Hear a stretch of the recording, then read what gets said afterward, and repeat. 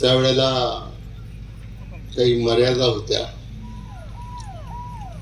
जवळजवळ 10 वर्ष त्यांनी आजार काढला आणि 10 वर्षामध्ये घरातल्या सगळ्या मंडळींनी, मग वहिनी असतील, डॉक्टर अमोल, आमचे आमदार साहेब अतुलजी, अमितजी, हे आणि त्यांच्या सर्व सुना वगैरे सगळे नातेवाईक, त्यांनी सगळ्यांनी त्यांना अगदी फुलासारखं जगवायचा प्रयत्न केला. परंतु ईश्वरी सत्तेसमोर आपला इलाज नसतो. ज्या दिवशी आपण आलो त्या दिवशी आपण जाणार, हे आपल्यातल्या प्रत्येकाला माहिती आहे आणि महाराजांनी ते सांगितलं. आणि त्यामुळं असलेलं आयुष्य हे नेहमी आपण आनंदात घालवलं पाहिजे, असे एक वल्लभशेठची विचारधारा होती. मदन बापना, वल्लभशेठ बेनके, माननीय आमदार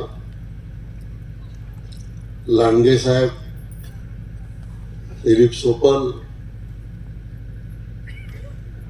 नंदकुमार झावरे, आणखीन असे बरेच लोक, हे सगळे बेनके साहेबांच्या भोवती त्या ठिकाणी असायचे. आणि नुसतं सभागृहातच नाही, म्हणजे बाहेरच नाही, पण सभागृहात सुद्धा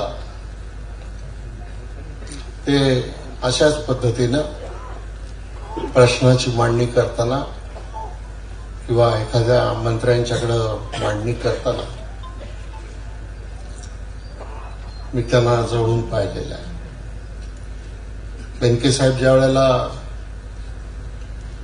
कार्यकर्ते शांत होत होते, तसं काही बोलायला लागत नव्हतं. परंतु सांगण्यासारख्या गोष्टी खूप आहेत. मी त्या सगळ्या गोष्टींमध्ये जात नाही. ते ज्या वेळेला 10 वर्ष आमदार नव्हते, त्यावेळेला मी आमदार मंत्री झालेलो होतो. आणि आंबेगाव तालुक्याच्या बरोबरीनं जुन्नर तालुक्याला सारखाच वाटा मिळाला पाहिजे विकासाच्या कामामध्ये, ही भूमिका त्यांची पण होती आणि माझी पण होती. आणि जरी वयाने ते माझ्यापेक्षा मोठे असले तरी सुद्धा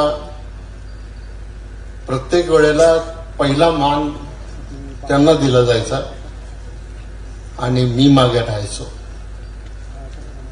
इतकी एक वेगळ्या प्रकारची मैत्री त्यांची माझी होती. साहजिकच या सगळ्या मुलांना लहानपणापासून पाहिलेलं आहे. त्यांनी सगळ्यांनी आमच्या दोघांना लहानपणापासून पाहिलेलं आहे.